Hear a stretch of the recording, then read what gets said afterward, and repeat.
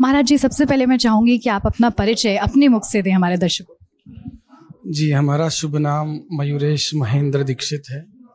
हम श्री क्षेत्र आद्य ज्योतिर्लिंग त्र्यंबकेश्वर से है। वहाँ पे हमारी कुल परंपरा लगभग 1080 साल से है और जो 4 महाकुंभ होते हैं उसमें एक प्रमुख स्थान त्र्यंबकेश्वर है।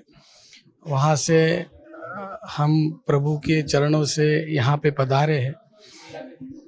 सबसे पहले सबका धन्यवाद है कि आप लोगों ने हमें ये अवसर प्रदान किया है। अब सनातन धरोहर का आगाज शुरुआत हो गई है आपके मुंबई के यहाँ से, तो हम कोशिश जरूर करेंगे कि इसको और आगे तक लेके जाएं और कोशिश यही रहेगी कि पूरा विश्व सनातन धर्म को माने, उसको उसके आचरण को पालन करे। बाकी सभी पंथ अपने अपने रास्ते चल ही रहे हैं, किंतु सनातन धर्म के अंग ही है ये उनको समझना आवश्यक है। इसके लिए इसका शायद ही आयोजन किया हो। और इलाहाबाद में प्रयागराज में जिस कुंभ का आयोजन हुआ है या जो आज की अवस्था देखी जाएगी तो सब लोगों को संभाल कर रहना चाहिए। इतनी लोक संख्या वहाँ पे पहले से है और ये बाहर से इतने लोग जाएंगे। मैंने सुना है कि लगभग 40 करोड़ लोग वहाँ पे जाने वाले हैं। तो सबने अपना ख्याल रखकर वहाँ के प्रशासन को कोई दिक्कत ना हो, इन सब चीज़ों की अपनी अपनी जिम्मेदारी स्वयं समझे और वहाँ पे कुंभ में सब लोगों का स्वागत है।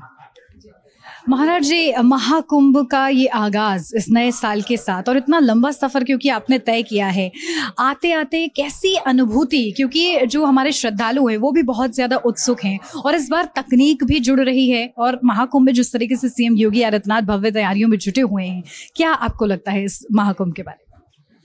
महाकुंभ के बारे में ऐसा है कि हम लोग इसको एक धार्मिक धरोहर ही देख रहे हैं। मुझे लगता है कि आप जो मीडिया है सारी, उन्होंने इस चीज का अध्ययन कर समाज को इसके जो नींव है, जो सनातन धर्म की नींव है, यही विज्ञान है।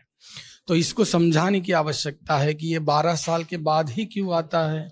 गंगा में स्नान करते समय कौन से रेडिएशंस होते हैं, सूर्य से कौन से रेडिएशन उस समय धरती पर आते हैं, जैसे मकर संक्रांत है, तो इसे संक्रमण क्यों कहा जाता है। शायद आप लोगों ने इस सब चीज़ों का अध्ययन कर हमारे भारतीय श्रद्धालुओं को समझाना चाहिए, जो लोगों को समझे।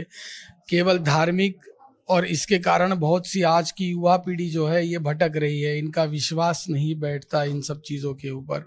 तो इसके पीछे का जो अगर हम लोग विज्ञान समझ ले कि 12 साल के बाद कुंभ आता है तो क्यों आता है, उसमें गंगा स्नान क्यों कहाँ है, तो इसके पीछे बहुत सारे कारण हैं कि देवताओं ने अनेकों जगह वरदान दिए हैं कि गंगा ने जब अनेकों ऋषियों के पाप धोने के बाद भगवान से पूछा कि सबके पाप धोकर मैं तो मैली हो जाऊंगी, तो जब मैं मैली हो जाऊंगी तो मेरे पाप कौन धोएगा। तो इसीलिए भगवान महादेव ने, ब्रह्मा ने, विष्णु जी ने उनको वरदान दिया है कि आप हर 12 साल के बाद हम लोग स्वयं आप में स्नान करने के लिए आएंगे। तो यही परंपरा कुंभ की है। इसी को कुंभ कहते हैं कि साक्षात भगवान उस समय तीर्थ में, गंगा में स्नान करने के लिए आते हैं। उसके बाद जल पवित्र हो जाता है, गंगा पवित्र हो जाती है, उसके बाद श्रद्धालु स्नान करते हैं। सनातन की एकजुटता वर्तमान समय में आपको कैसी लगती है?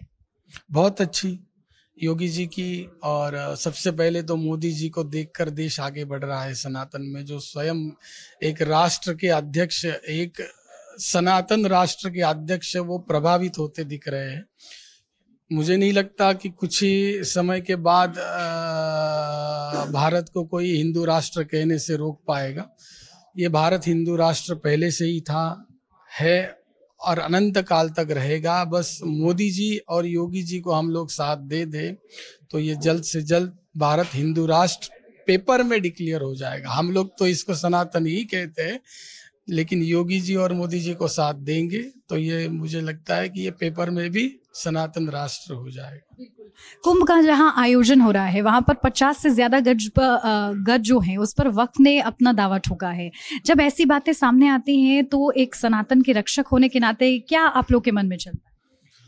जी, ये थोड़ा राजनीतिक मुद्दा है, लेकिन वक्फ की जो हमारे भारत में शुरुआत हुई है वो काल देखना चाहिए और कुंभ का काल देखना चाहिए। कुंभ का काल हजारों करोड़ों साल से चलता आ रहा है। वक्फ तो अभी का है।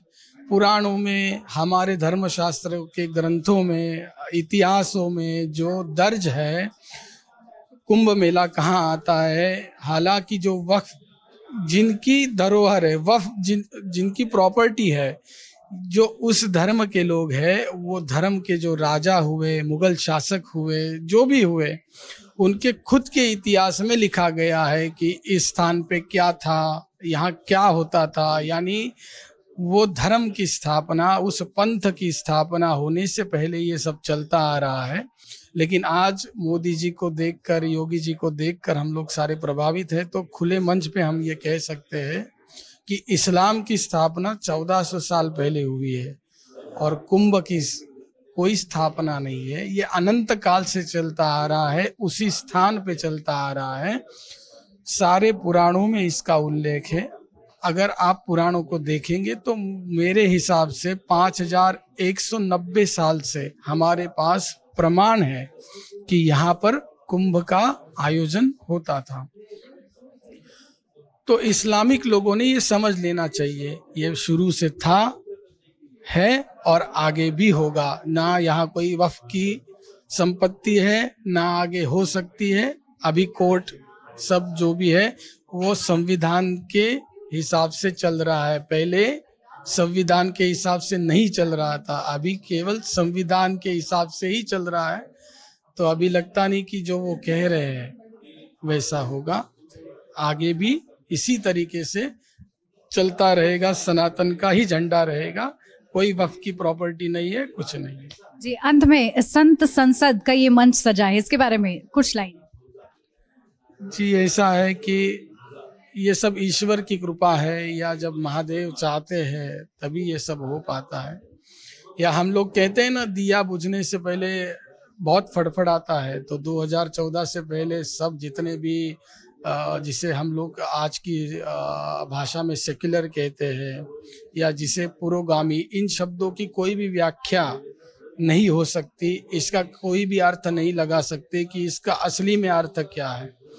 तो इन सब का समय समाप्त होने के बाद ही इन सब चीज़ों को उजाला हुआ है। और इस संत सम्मेलन का ऐसे तो ये शुरुआत है, अभी तो केवल शुरुआत हुई है। शायद भविष्य में इससे बड़े बड़े दिव्य कार्यक्रम हो सकते हैं और होंगे ही। और महादेव की कृपा से शायद ये कुंभ का आगमन जो हुआ है उसी के लिए है। तो देखते हैं अभी कितना आगे तक सनातन धर्म जाएगा, देखा जाए। बहुत शुक्रिया महाराज जी, हमसे बात करने के लिए शुक्रिया।